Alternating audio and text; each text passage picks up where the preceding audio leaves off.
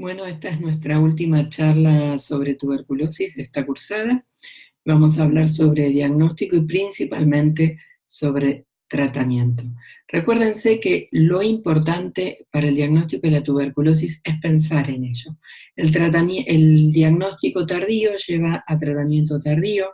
Esto implica mayores secuelas y mayor tiempo de contagio, ¿sí? No nos permite cortar la cadena epidemiológica. Entonces lo principal es sospecharla. Acuérdense que el 85% de las veces es pulmonar, pero puede afectar cualquier órgano de la economía. En la Argentina, los sitios extrapulmonares más frecuentemente afectados son la pleura y los ganglios en ese orden.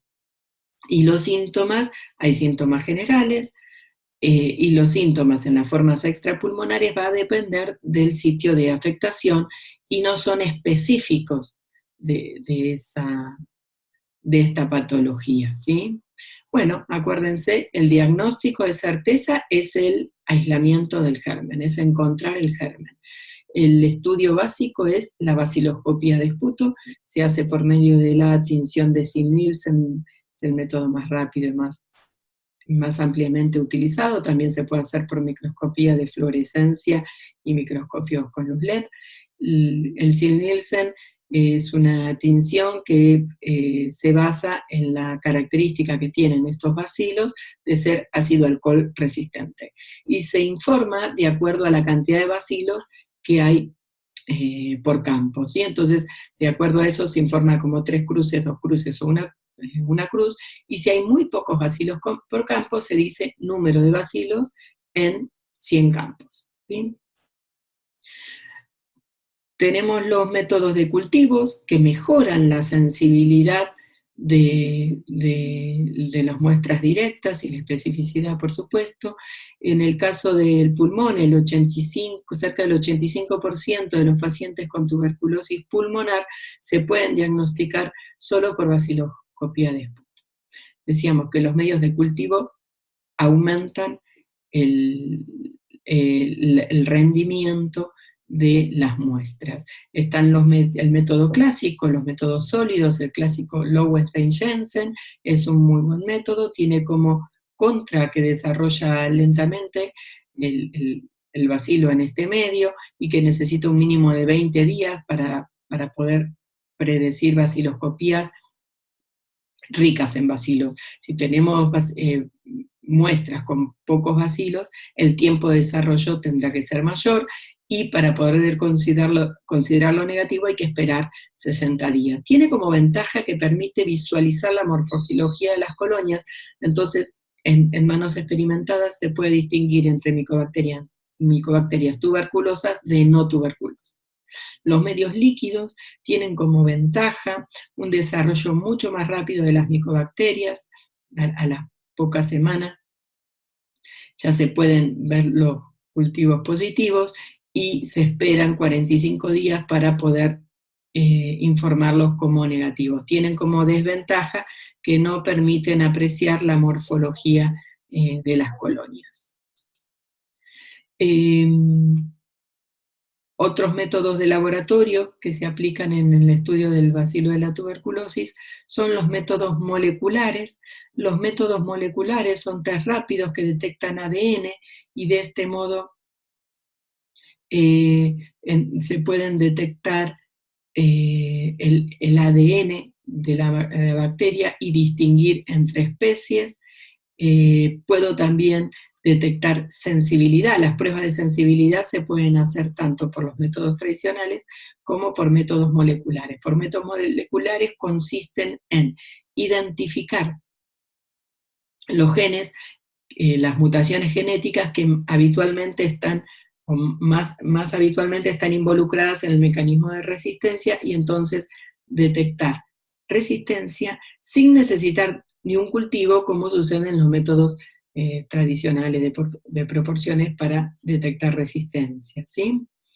La anatomía patológica nos describe el granuloma tuberculoide, que no es específico de esta patología. Se hace diagnóstico diferencial con otras enfermedades granulomatosas, pero la presencia de calcium sí nos orienta fuertemente a Mycobacterium tuberculosis, y es una ayuda para el diagnóstico. Acuérdense que en las formas extrapulmonares siempre tengo que tener directo y cultivo, y que si tengo tejido tengo que enviarlo tanto a bacteriología como anatomía patológica.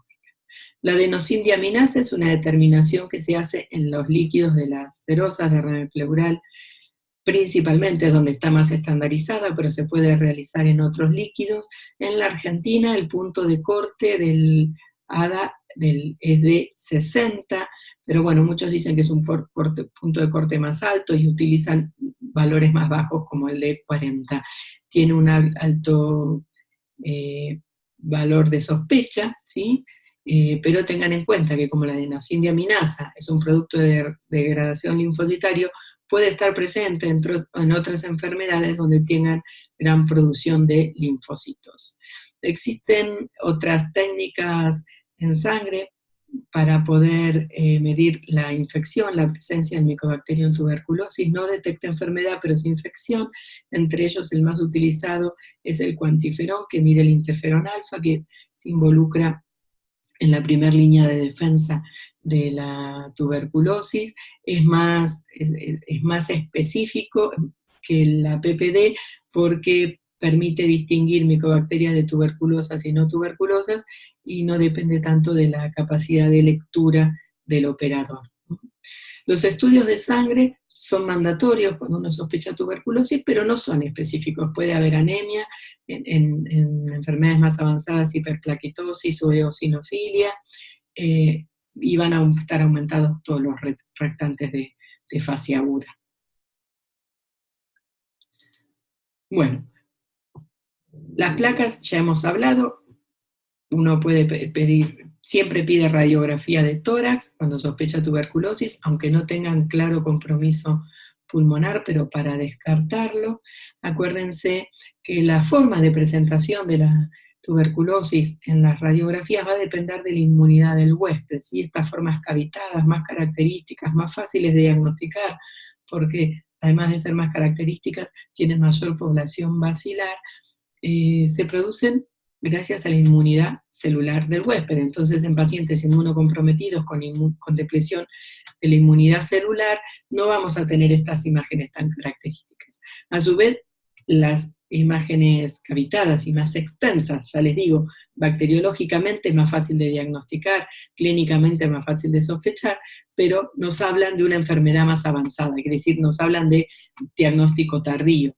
Cuando uno encuentra una cavidad, uno supone que el paciente lleva un tiempo de enfermedad, disculpen, mayor a los 6 meses. Bueno, se pueden realizar otros estudios de imágenes que van a depender de la sospecha diagnóstica y la localización. Ya hablamos de la desentrada de vértices para observar mejor los vértices que por la superposición de imágenes a veces son difíciles de interpretar. Se pueden pedir tomografías de tórax cuando hay dudas en las imágenes o en otras localizaciones, ecografías, bueno, dependerá del sitio de afectación por Mycobacterium tuberculosis. Bueno, vamos a hablar del tratamiento. Los fundamentos del tratamiento es tener una rápida negativización del esputo para cortar la cadena de transmisión. Esto es muy importante porque, por lo que hemos visto, la única forma de frenar la tuberculosis es completar tratamientos y cortar la cadena de contagio. El Mycobacterium tuberculosis, lo vamos a hablar un poquito más adelante, tiene alta capacidad de que se seleccionen mutantes resistentes, ¿sí? Entonces, es importante evitar esta selección de mutantes resistentes, y otro objetivo del tratamiento es esterilizar las lesiones para obtener curación y evitar la recaída, ¿sí? Porque muchas veces pueden quedar micobacterias latentes, ¿sí? En estado de latencia, y a lo largo de los años puede aparecer una reactivación. Entonces, ¿cómo logramos estos tres objetivos, la negativización del esputo, evitar la selección de mutantes resistentes y evitar las recaídas, bueno, mediante un tratamiento precoz, combinado, por eso usamos tantas drogas, prolongado y, bueno, lo ideal sería supervisado, que ya hablaremos más adelante. El tratamiento original de la tuberculosis es aquel tratamiento que se le va a dar a un paciente que nunca recibió tratamiento para tuberculosis o que lo recibió por un periodo menor al mes. ¿Por qué se toma el periodo del mes? Porque se sabe que un tratamiento que se recibe por menos de un mes no tiene la capacidad de seleccionar mutantes resistentes, que es nuestra preocupación por la tuberculosis resistente. Los fármacos que utilizamos habitualmente son la isoniazida, la rifampicina, la piracinamida y el etambutol, los tres primeros de actividad bactericida y el último bacteriostático. Este es el esquema habitual en un tratamiento original de la tuberculosis. Una fase intensiva o bactericida, donde en el momento en que los bacilos se reproducen más ampliamente, son 2 meses y se indican estas 4 drogas: isoniazida, rifampicina, piracinamida, etambutol. En la fase de consolidación no esterilizante, usamos isoniazida y rifampicina durante 4 meses en forma diaria, o si el tratamiento es supervisado, se puede administrar 3 veces por semana. La lenta replicación del germen en esta fase y la vida media de los fármacos nos permiten que, si es supervisado, lo demos 3 veces por semana.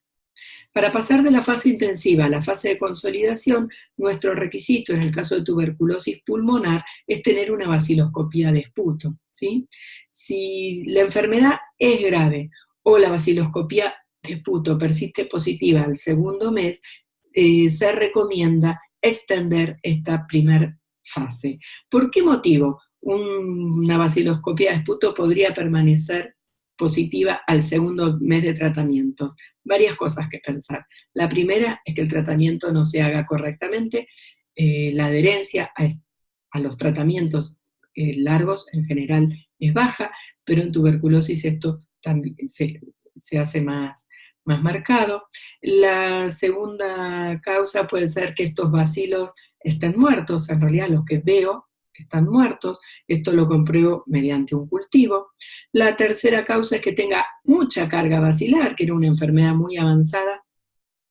Entonces, aún tengo carga bacilar. Esto se combate prolongando esta primera fase.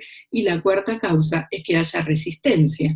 ¿Cómo me entero de esto? Con un cultivo y un antibiograma. Si bien el tratamiento habitual de la tuberculosis pulmonar es de 6 meses, hay situaciones donde se puede extender. Depende de las comorbilidades, y en las formas extrapulmonares, excepto la pleural, clásicamente se recomendaba prolongar el tratamiento. Esto hoy está más discutido. La OMS es partidaria de tratamientos más acortados, pero las guías que tenemos en la Argentina, que son un poquito viejas, hablan de prolongar esta segunda fase en las formas extrapulmonares, excepto la pleural, y en las formas diseminadas. Bueno, estamos esperando una guía nueva que nos avale un poquito. Somos todos un poco reticentes a cortar los tratamientos en estas situaciones. También se deben prolongar los tratamientos cuando tenga que usar un esquema alternativo por efectos adversos, por ejemplo, y no pueda usar las isoniazida, rifampicina o piracinamida como tratamiento. Los corticoides están indicados en la pericarditis tuberculosa y en la meningitis tuberculosa. En esta última disminuye la mortalidad, no las secuelas, y se indican como coadyuvantes en los tratamientos. Bueno, el tratamiento antituberculoso en general es muy bien tolerado, no suele tener muchos efectos adversos, pero bueno, una de las dificultades que tiene es que damos muchos fármacos y muchas veces se potencian o se solapan, y a veces es muy difícil identificar qué fármacos están produciendo los síntomas. Cada fármaco da una lista muy larga de efectos adversos. Yo remarqué algunos fármacos algunos efectos adversos que me parecían más importantes para considerar cuando uno inicia un tratamiento. Pueden dar síntomas gastrointestinales leves que generalmente uno adecuando la medicación a los horarios de la comida o dando inhibidores de antihistamínicos o inhibidores de bomba puede combatir, ¿sí? Un efecto adverso muy importante que vamos a hablar más adelante es la hepatotoxicidad, que comparten la isoniazida, rifampicina, piracinamida, y tienen un efecto sinérgico entre ellos, especialmente si hay alguna otra patología hepática o la ingesta de alcohol que potencia estos efectos. Es importante porque puede ser grave. La isoniazida se reconoce la polineuropatía, que vamos a hablar más detalle un poquito más adelante de cómo prevenirla o de cómo tratarla cuando aparece, y puede tener neurotoxicidad central, con lo que puede producir convulsiones. Todas pueden dar trastornos cutáneos, reacciones cutáneas. Remarcamos del etambutol la neuritis óptica retrovulvar, que cuando aparece y uno comprueba su existencia, debe suspender el etambutol y no volverlo a dar, y retrotrae la alteración. Generalmente a las dosis que utilizamos habitualmente no se produce este efecto del etambutol. Otro efecto del etambutol es la hiperuricemia, que puede hasta desencadenar una crisis gotosa. Tener en cuenta la piracinamida y su fotosensibilidad, que a veces es necesario no estar expuesto, decirle al paciente que no se exponga a tomar sol.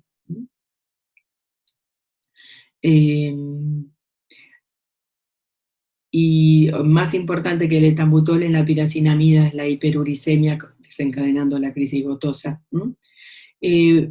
Otro fármaco que originalmente fue considerado de primera línea y después como un fármaco inyectable, pero de los preferidos y que se usaba para reemplazar alguna droga, estas 4 drogas cuando no se podía dar, es la streptomicina, que es un aminoglucósido, cuyo efecto adverso, como cualquier aminoglucósido, ototoxicidad, nefrotoxicidad, contraindicado en el embarazo, y puede agravar una miastenia gravis por acción a nivel de la placa neuromuscular, entonces no se tiene que dar en presencia de esta patología.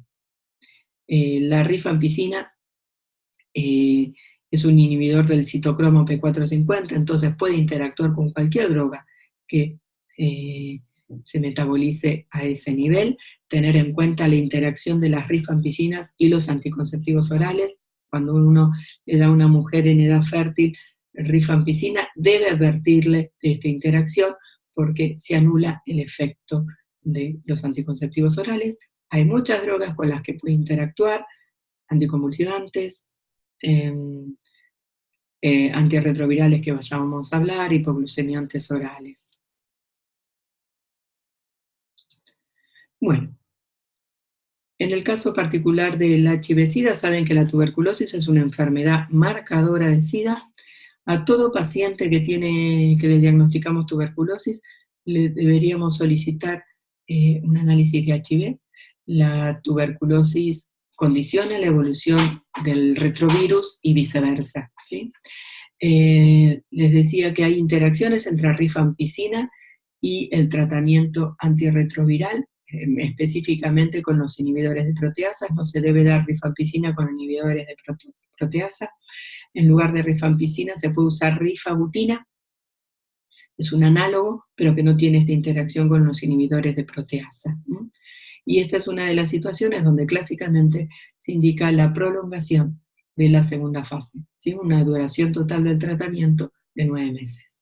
En la insuficiencia renal se deben ajustar las dosis de la piracinamida, y en los casos de pacientes en diálisis también ajustar la dosis de la strepto, la piracinamida y el etambutol de acuerdo a los días de diálisis.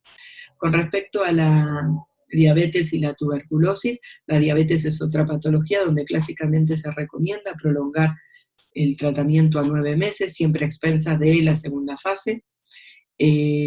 los pacientes con diabetes tienen mayor riesgo de desarrollar polineuropatía como efecto adverso de la isoniazida. En estos pacientes se recomienda dar vitamina B6 como profilaxis. Y tener en cuenta la interacción entre rifampicina y hipoglucemiantes orales. La infección influye negativamente en el control de glucemias, y una diabetes mal controlada influye negativamente en la evolución de esta enfermedad, así que es muy importante, muchas veces es necesario pasar a insulina, por lo menos en los primeros meses de tratamiento. La silicosis, ¿se acuerdan que era una neumoconiosis producida por el sílice y que afecta a los macrófagos? Los macrófagos son la primera línea de defensa en la tuberculosis, por lo tanto, la silicosis favorece la aparición de la tuberculosis. De hecho, hay una entidad que se llama silicotuberculosis. Y bueno, en estos casos también se recomienda clásicamente prolongar la segunda fase de tratamiento, llegando a un tratamiento total de 9 meses.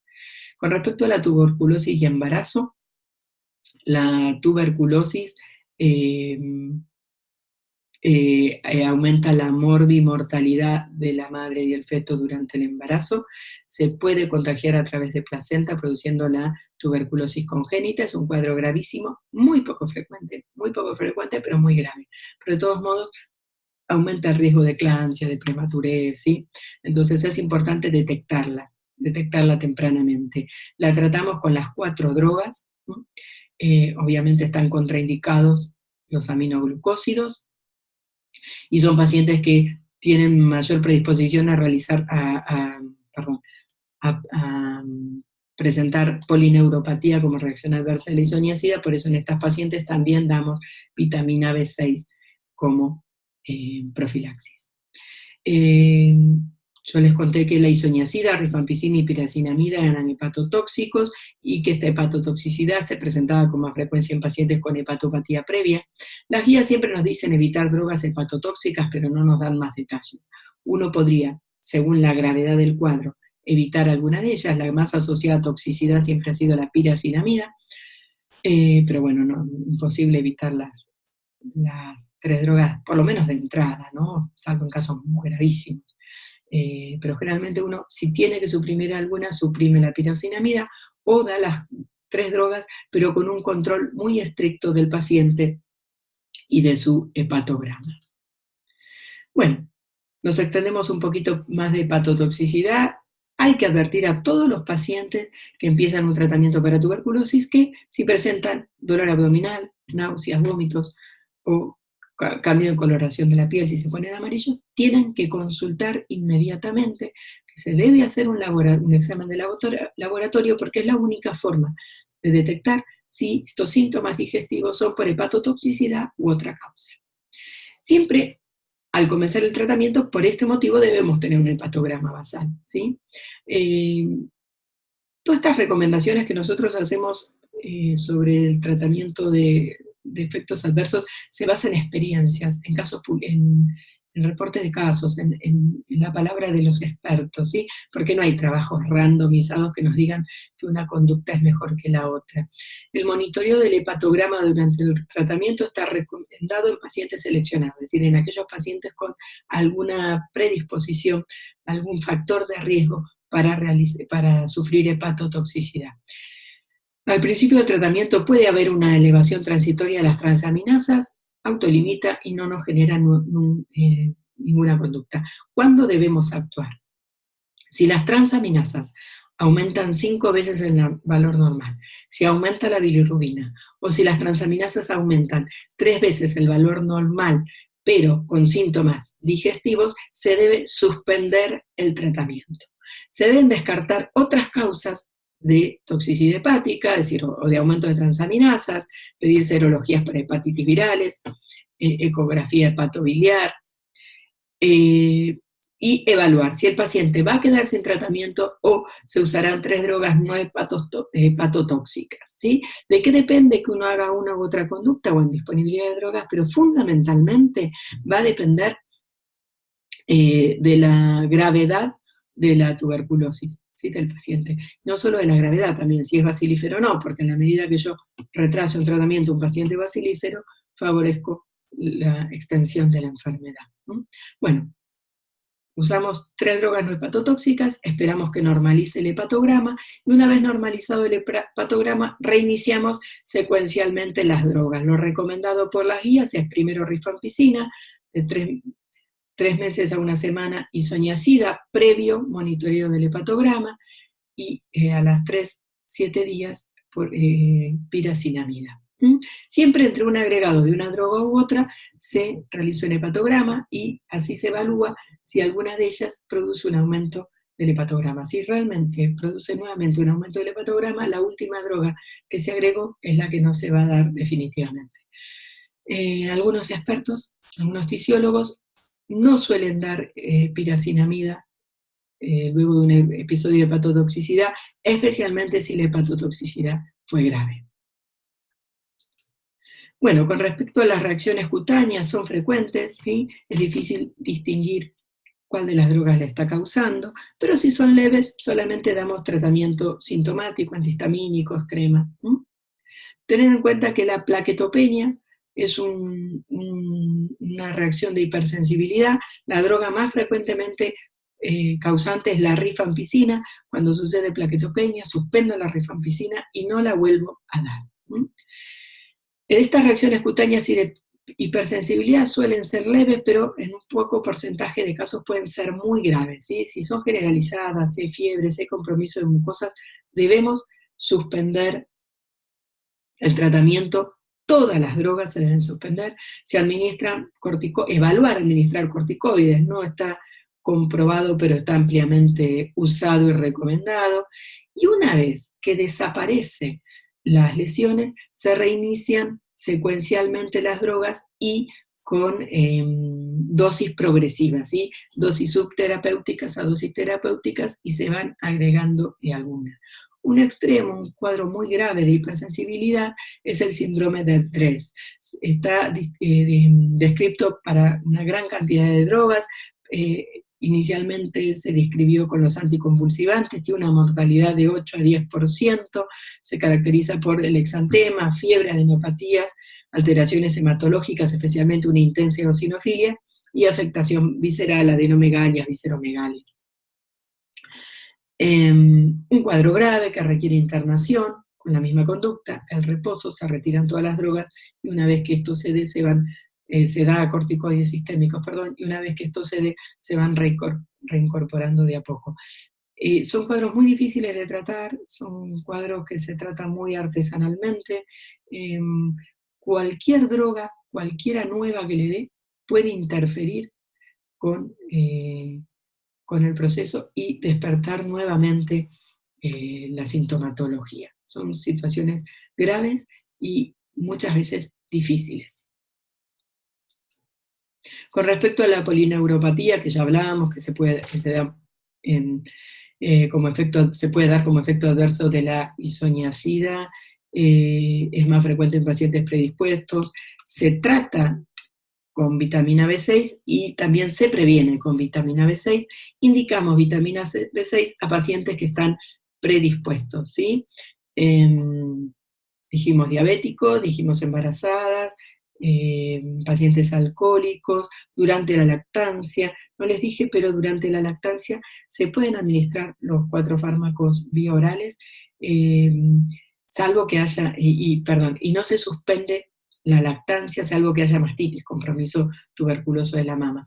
Pero si no, no se suspende, se sigue dando de mamar, la madre puede seguir dando de mamar al bebé. Si fuera una paciente bacilífera, tendrá que usar un barbijo para el contacto estrecho con el niño, pero se sigue usando. Las 4 drogas pasan leche materna, pero en dosis bajitas, ni siquiera llegan a ser un tratamiento para el bebé. Bueno, hablamos hasta acá del tratamiento original de la tuberculosis, que era el tratamiento que le dábamos a los pacientes que nunca habían recibido tratamiento para tuberculosis o que lo habían recibido por menos de un mes. Contábamos el mes como ese tiempo en que el tratamiento, más allá del mes, el tratamiento puede llegar a generar selección de mutantes resistentes. El retratamiento entonces va a ser todo tratamiento que se le va a aplicar a un paciente que ha recibido tratamiento de antituberculoso durante más de un mes. Las principales causas de retratamiento van a ser el abandono de tratamiento, paciente que deja de tomar la medicación por al menos 2 meses, luego de haberlo recibido al menos 1 mes, la recaída, que es la aparición de un cultivo positivo en un paciente que ha cumplido un régimen satisfactorio de tratamiento, o el fracaso terapéutico, que es la aparición de un cultivo positivo a partir del 4.º mes de tratamiento en forma supervisada. Un tratamiento supervisado. El fracaso terapéutico es alta sospecha de resistencia. Hablamos de 2 tipos de resistencia. Primaria es cuando un paciente que nunca recibió tratamiento, que lo recibió menos de 1 mes, es portador de una cepa resistente. Esto quiere decir que el paciente se contagió directamente una cepa resistente de la comunidad. En cambio, la resistencia secundaria o adquirida es aquella que presenta un enfermo que recibe tratamientos inadecuados y que entonces se produce una selección de las mutantes resistentes. En la población basilar existen, la población basilar cuando se multiplica puede ir mutando. Entonces, dentro de una población basilar existen un número de bacilos con mutaciones que generan resistencias, ¿sí? Cuando yo administro un antibiótico, hago monoterapia, voy a poder matar a los bacilos sensibles, pero no a los resistentes. Entonces esa población, que originalmente eran poquitos bacilos resistentes que no tenían tanta influencia, empiezan a proliferar y entonces me encuentro con formas resistentes, ¿sí? Entonces siempre las formas secundarias es por una mala terapéutica, puede ser una monoterapia real, una monoterapia encubierta, pero bueno, siempre es por selección de estas cepas resistentes por el antibiótico. Esto es todo lo que le estaba diciendo antes, que en la población, una población basilar, 1 de cada 10 a las 7 va a tener mutaciones que dan resistencia a rifampicina, 1 de cada 10 a las 6 a isoniazida. Bueno, y estos son los valores que ustedes están viendo acá. Y cuando combino medicación van a ver que para tener una resistencia a rifampicina e isoniazida necesito una población de 1 de cada 10 a la 3. ¿Sí? Y este es el principio por lo cual usamos múltiples fármacos, ¿no? Porque ven que la posibilidad de encontrar resistencia a varias drogas va sumándose se van sumando, perdón, se van sumando, ya me va a salir la palabra, se van sumando y entonces existe muy, muy poca chance, hasta ser nula, de encontrar resistencia a todos los fármacos. Bueno, con respecto a la sensibilidad, cuando uno lee las guías argentinas nos dicen que siempre debemos hacer cultivo, que siempre tenemos que hacer test de sensibilidad, especialmente test rápido, que idealmente tendríamos que hacer a rifampicina e isoniazida, pero si no podemos con solo rifampicina es suficiente, ¿sí? Esto dicen las guías, esto nos dice la lógica por la emergencia de la resistencia, por la emergencia de cepas resistentes en el mundo, pero bueno, en la práctica, en la Argentina, no todas las instituciones están capacitadas, o muy pocas están para hacerle a todos sus pacientes test de sensibilidad a drogas. De hecho, el Programa Nacional de Tuberculosis sigue recomendando hacer sensibilidad a pacientes con riesgo de tener una tuberculosis resistente. Estos son todas las causas de retratamiento: abandono, fracaso, recaída, pacientes que convivan con pacientes con tuberculosis multiresistentes, pacientes con HIV-Sida, pacientes provenientes de regiones de alta prevalencia de tuberculosis resistente. En América Latina estos países son Perú y Ecuador, trabajadores de la salud y los detenidos en el sistema penitenciario, en cárceles, ¿sí? Hay mucho abandono en estos lugares y mucho hacinamiento. Entonces, estas son las recomendaciones del Programa Nacional. Esto es lo que mayormente se hace en la Argentina. en algunos lugares donde se puede, se hace sensibilidad a todas las drogas. Bueno, de acuerdo a las drogas a las que sean resistentes los fármacos, los vamos a clasificar en monorresistentes, cuando son resistentes a un solo fármaco, polirresistencia, cuando son resistentes a 2 o más fármacos, pero que no incluya rifampicina e isoniazida. Porque cuando una cepa es resistente a isoniazida y rifampicina, es que hablamos de multiresistencia. Tiene que ser, si es resistente a isoniazida y rifampicina, como mínimo, es multirresistente. Es decir, que un fármaco podría ser resistente a isoniazida, etambutol, streptomicina, y eso es polirresistencia, y si es resistente a isoniazida, rifampicina es multirresistente, y si es resistente a isoniazida, rifampicina y piracinamida, sigue siendo multirresistente. Bueno, y en los últimos años, otro gran problema de salud, que es la extensamente resistente, o XDR, que es cuando es resistente, como mínimo, a isoniazida, rifampicina y a una de las fluoroquinolonas que usamos en tuberculosis y a un inyectable de segunda línea, ¿sí? Son aminoglucósidos, canamicina, capriomicina, amicacina. Bueno, ahora van a ver que ya solamente usamos amicacina. Pero bueno, esto sería la definición. Y después empezamos a hablar del pre-XDR, que cuando es resistente a isoniazida y rifampicina y o el aminoglucósido o la levofloxacina o moxifloxacina. Y en esa decimos entonces pre-XDR, ¿sí? Pre-extensamente resistente. Vamos a hablar ahora de... Disculpen. Vamos a hablar del tratamiento de las formas resistentes. Cuando yo compruebo resistencia, tengo que hacer un tratamiento distinto al tratamiento original de la tuberculosis. No voy a hablar de la monoresistencia, voy a hablar de la multiresistencia, ¿sí? De la resistencia isoniazida y rifampicina. Esta clasificación de fármacos antituberculosos es viejita. ¿Por qué se las dejo acá? Porque es lo que seguimos haciendo en la Argentina, ¿sí? Clásicamente hablábamos de drogas de primera línea oral, drogas inyectables. Estas drogas inyectables solo están en uso la streptomicina y la amicacina. La OMS ya no recomienda el uso de canamicina ni capriomicina, y en resistencia tampoco la streptomicina. Las fluoroquinolonas que se usan actualmente en tuberculosis es levofloxacina y moxifloxacina. Hay un cuarto grupo llamado que se llamaba drogas de segunda línea oral, que incluye la cicloserina, tericidona, etionamida, protionamida y PAS, y un grupo 5, misceláneas, con distintos niveles de actividad sobre Mycobacterium tuberculosis, clofazimina, linezolid, amoxiclavulánico, imipenem, isoniazida en altas dosis, ¿sí? Bueno, esta clasificación ya no se usa más cuando hablamos de multiresistencia, pero les vuelvo a repetir, se las doy porque son las drogas de las que disponemos en la Argentina y en las que basamos el tratamiento que más usamos, ¿sí? Este era el tratamiento de la tuberculosis multiresistente recomendado, ¿sí? Una fase inicial con al menos 5 drogas, que incluye un inyectable de segunda línea, ¿sí?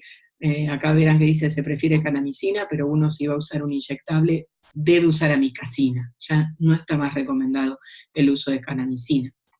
Pero el dejar de lado a la canamicina es a partir del 2018, por eso en los esquemas que se usaban habitualmente de tuberculosis multiresistente se recomendaba preferentemente la canamicina. Una fluoroquinolona antituberculosa, levofloxacina o moxifloxacina, siempre que sean sensibles usar la mayor cantidad de drogas de primera línea, ¿no? La piracinamida o el etambutol, y usar otras 2 drogas del grupo 4, ¿no? Lo que decían drogas de segunda línea de Bioran. Una duración no inferior a 6 meses, o por lo menos a tener conversión bacteriológica, es decir, un esputo negativo un esputo con cultivo negativo que se sostiene consecutivamente, ¿sí? A partir del primero se cuentan 2, y entonces ahí uno podría suspender la droga inyectable. Si ustedes ven Este tratamiento son varios meses con una inyección intramuscular y una cantidad de drogas. Las drogas de segunda línea son más intolerables, tienen más efectos adversos. La fase de continuación son los mismos fármacos orales, ¿sí? Los 5 que utilizamos, suspendemos el inyectable y se recomienda una segunda fase de 12 a 18 meses según la forma clínica, la evolución del paciente.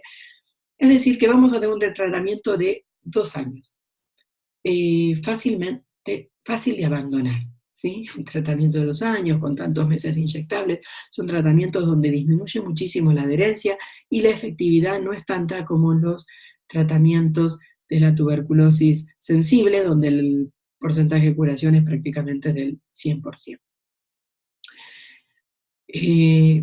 Unas máximas para cuando uno piensa en tuberculosis es resistencia.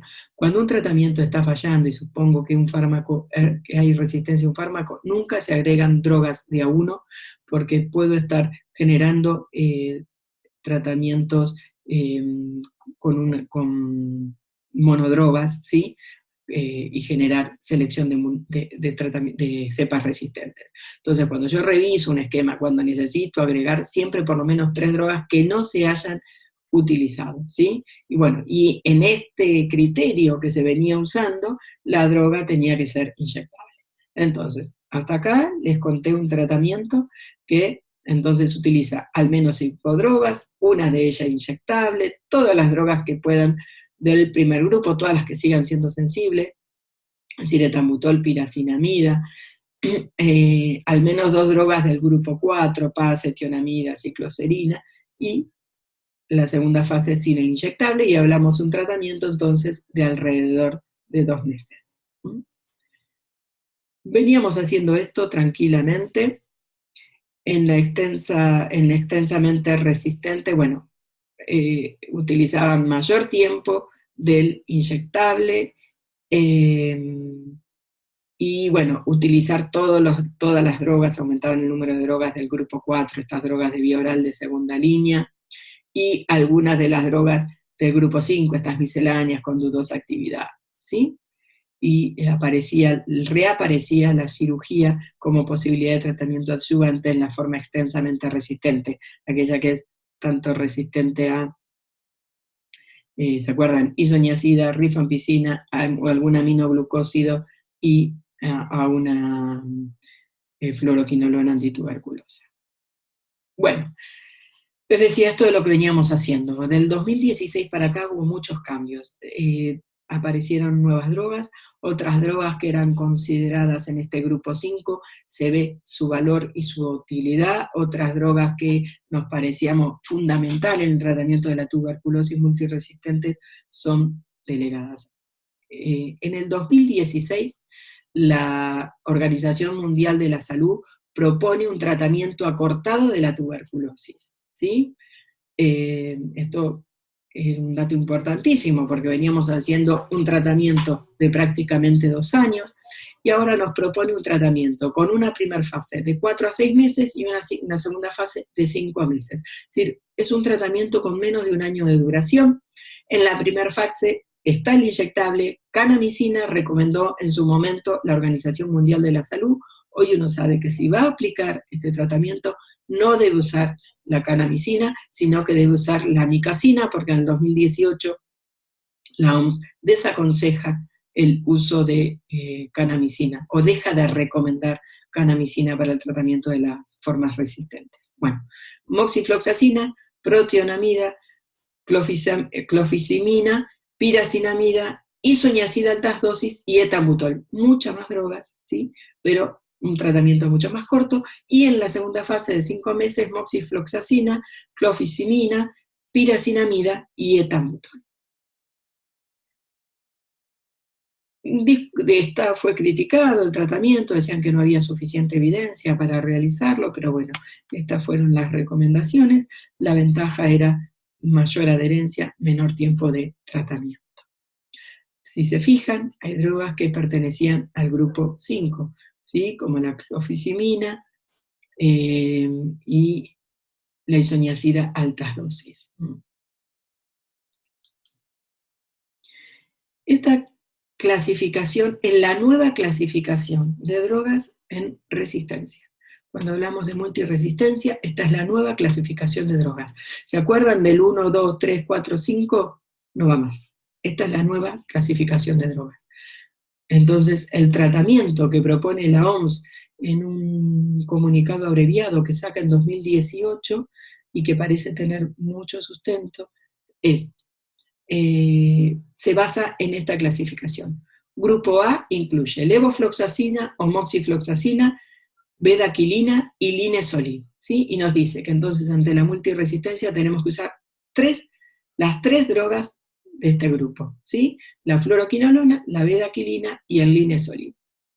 Nos dice que tenemos que agregar 2 drogas del grupo B, que son clofazimine, que antes estaba en el grupo 5, cicloserina o tericidona, que antes estaban en el grupo 4. Y el grupo C, que son drogas que se deben agregar solamente si no se pueden usar algunas del A y el B, y fíjense que acá encontramos drogas que en el primer esquema que utilizábamos se usaban como drogas de primera línea, ¿sí? El etambutol, la piracinamida, está el delamanid, que seguramente va a cambiar de lugar en los próximos meses, tal vez en un año, ¿sí? El imipenen y el meropenen, también una droga que parece ser bastante efectiva. Fíjense que el aminoglucósido aparece en el grupo C y el único que está es la micacina o la streptomicina, y la capriomicina, la canamicina ya no están más. Etionamida, protionamida y el PAS. Bueno, y este entonces es el nuevo esquema. 6 meses de 3 drogas del grupo A, de las 3 drogas del grupo A, bedalaquina, levofloxa o moxifloxa, linezolid y clofosacima del grupo B. Y otros 12 meses, levofloxacina, moxifloxacina, linezolid, clofosamina. Esto me da un tratamiento prolongado, y entonces hoy la OMS recomienda o el tratamiento acortado con el inyectable y con más drogas, o el tratamiento prolongado que es solo vía oral. Tendré que tener en cuenta sensibilidad, disponibilidad, control. Muchas de estas drogas son la bedalaquina, el linezolid, son prolongadores del QT, la levofloxa, moxifloxa, entonces tengo que tener especial atención en estos pacientes. Se acepta que el margen de seguridad es apropiado como para darlo juntas, pero bueno, implica, por ejemplo, mayor control. ¿Cómo estamos en la Argentina con todo esto? Bueno, la bedalaquina hay, pero en muy poca cantidad y para casos muy seleccionados. El programa nacional generalmente, cuando uno se encuentra frente a un caso de multiresistencia, informa y plantea un tratamiento, y el programa nacional le responderá ese tratamiento, otro. Pero bueno, en la Argentina seguimos usando aquel que veníamos usando clásicamente porque es lo que tenemos. ¿Qué cambiamos? Que en lugar de canamicina vamos a usar amicacina. Pero mientras no tengamos amplia disponibilidad de estas drogas, seguiremos con nuestro tratamiento habitual, que es el que hemos usado todos estos años. Estas drogas, el programa nacional las reserva, tipo la badalaquina, el linezolid, los reserva más para los pacientes que tienen extensamente resistentes, y entonces están reservando estas drogas para eso. Por eso es que yo les conté toda esta mezcla de drogas, que sepan qué es lo que hacemos en la Argentina, que es lo que clásicamente veníamos haciendo hasta el 2016, sin cuestionarnos demasiado, más allá de saber que era un tratamiento tóxico, poco efectivo, no adherente, pero es el mejor disponible hasta ese momento.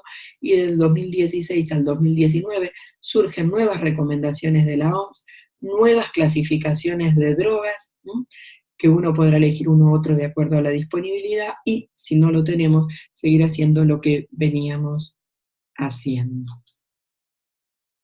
Bueno, volvemos al tratamiento de la tuberculosis después de este lío y espero que hayan quedado bien después de esta mezcla de tratamientos y posibilidades. Cómo abordamos el paciente el tratamiento de la tuberculosis? Entonces, le vamos a pedir el laboratorio basal, que incluye hepatograma, serología para HIV. Lo citamos. Lo que se recomienda que en la fase intensiva, es decir, los 2 primeros meses, las visitas sean cada 15 días, y en la segunda fase ya podrían ser mensuales. El paciente siempre se debe retirar con medicación, que es gratuita, que le llegue hasta la próxima consulta.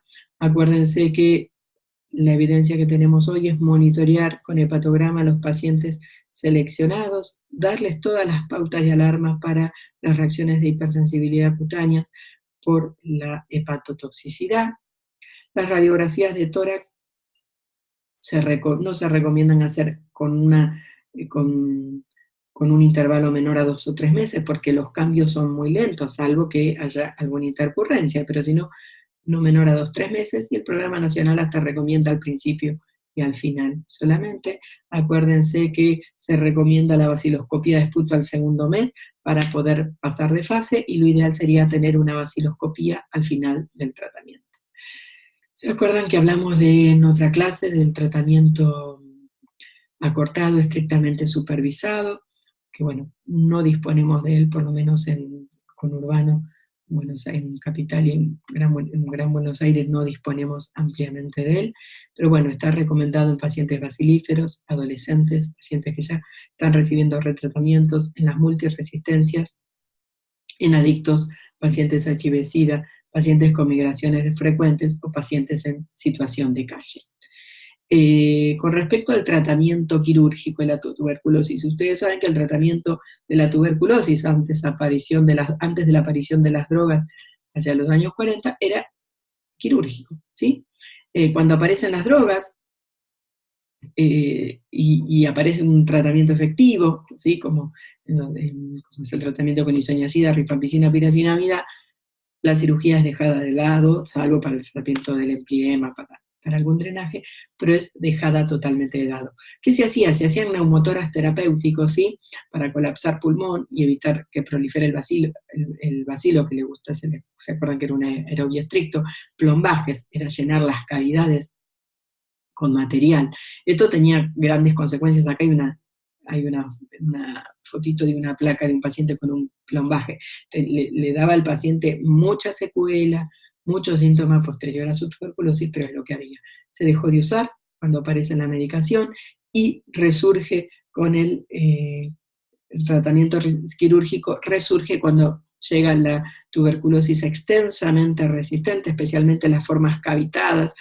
Se hacen a veces lobectomía para sacar la cavidad como un adyuvante a la terapia farmacológica, si bien hoy hay drogas que estarían teniendo muy buenos resultados sobre estas cavidades, ¿sí? Pero bueno, reaparece el tratamiento quirúrgico como adyuvante en estos pacientes.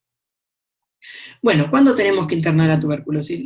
La tuberculosis en sí, el paciente con tuberculosis no debe internarse, el tratamiento es ambulatorio, salvo que tengamos formas avanzadas, complicaciones graves, ¿sí? Formas avanzadas me refiero a diseminadas, meningitis tuberculosa, ¿sí?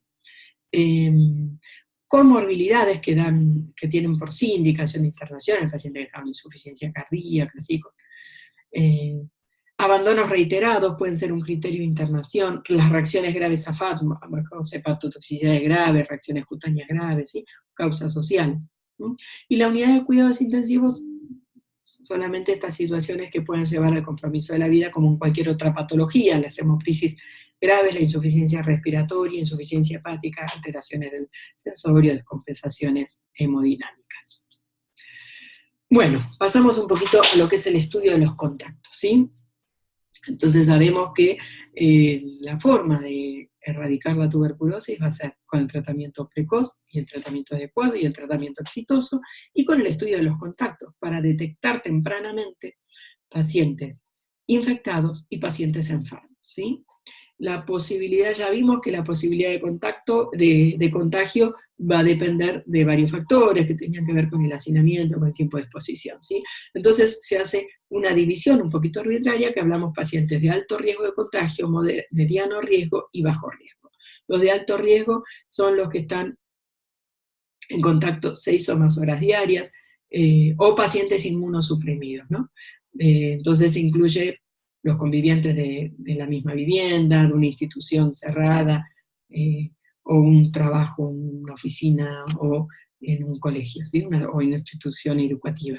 Los medianos riesgo, entre 4 y 6 horas, pero en forma diaria, y los de bajo riesgo, los contactos esporádicos. Los programas, por razones operativas, se dirigen a estudiar los de alto riesgo y mediano riesgo. ¿Qué hacemos en estos pacientes? Bueno, frente a un paciente que tiene tuberculosis en todo, pero especialmente en los bacilíferos, tengo que hacer un registro de estos contactos a estudiar. Pensar trabajo, pensar en estudio y pensar en los convivientes de la casa, ¿sí? El examen clínico de estos convivientes, ver si tienen síntomas. Si tienen síntomas, siempre que haya síntomas respiratorios, un examen bacteriológico del esputo.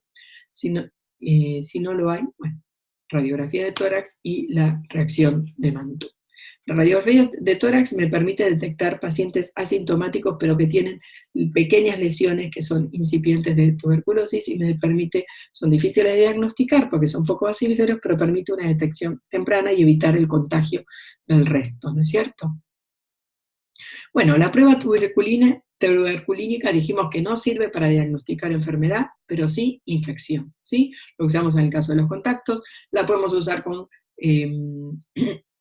objetivos epidemiológicos, para detectar prevalencia e incidencia en determinadas comunidades, pueden ser instituciones cerradas, y lo podemos usar para detectar infección en pacientes con riesgo, ¿sí? Pacientes inmunocomprometidos, adictos, pacientes que tienen secuelas pero que nunca fueron tratados, pacientes que van a recibir alguna de estas drogas biológicas o anti-TNF, ¿sí? que se usan tanto en hematología, en reumatología, ¿sí? que predisponen al desarrollo o aumentan el riesgo de desarrollar tuberculosis. Bueno, acuérdense que la prueba tuberculínica se leía el diámetro, ¿sí? El diámetro de la pápula, en el diámetro que es transversal al eje longitudinal del brazo. Decimos que es positiva cuando mide 10 milímetros, y otra cosa que vemos es el viraje tuberculínico, que nos marca la primoinfección. Cuando hablamos de viraje tuberculínico, cuando hay una variación en la reacción de Mantoux de 10 milímetros, en general hablamos de 5 milímetros si se trata de pacientes en contacto con pacientes bacilíferos, esa variación de 10 milímetros entre dos pruebas que se realizan con un intervalo, que entre 2 meses a 2 años, ¿sí? Eso es un viraje tuberculínico, y eso nos marca la primoinfección. Hay que distinguirlo de lo que es el efecto reforzador o booster, que es una ampliación de la respuesta inmune del paciente, ¿sí? Se produce esta variación de 10 milímetros, pero como amplificación de la respuesta inmune cuando se hace una prueba. Se repite con un intervalo menor a 2 meses. Esto nos habla de paciente infectado, pero no nos dice que fuera en este momento o si fue previamente, ¿sí? Bueno, ¿y a quién le vamos a dar un tratamiento preventivo de esta infección latente? Bueno, el tratamiento, hay varios esquemas. El que se usa en la Argentina, cuestionado por algunos, es la isoniazida, en forma diaria durante 6 meses. Se le indica a pacientes con alto y mediano riesgo que estuvieron en contacto con pacientes bacilíferos. Estos contactos tienen que ser menores de 35 años. Con respecto al punto de corte, ¿a quién darle quimioprofilaxis o no? Las guías en general dicen menores de 35 años, porque más allá de 35 años aumenta el riesgo de hepatotoxicidad. Sepan que la profilaxis disminuye el riesgo de enfermarse, disminuye en un 65%, pero no lo disminuye totalmente. El Programa Nacional de Tuberculosis dice que la quimioprofilaxis solo se da en menores de 19 años, Y hay expertos que dicen que no tiene que haber una edad límite, que más allá de los 35 años, donde sí hay mayor riesgo de hepatotoxicidad por isoniazida, evaluar riesgo, beneficio, cumplimiento y controles, ¿sí?, del paciente. La presencia de viraje tuberculínico es una indicación de quimioprofilaxis. Pacientes con menos de 5 años, PPD positiva, pero que no están vacunados con la BCG. Se puede dar quimioprofilaxis en pacientes de riesgo, ¿sí?, con algún tipo de inmunocompromiso que es factor de riesgo para tuberculosis, que tengan PPD positiva y que nunca hayan recibido tratamientos. Y a convivientes y contactos PPD negativos no infectados, ¿sí?, se le realiza un nuevo control de la PPD a los 3 meses, ¿sí?, del primer resultado para evaluar la presencia de viraje tuberculínico.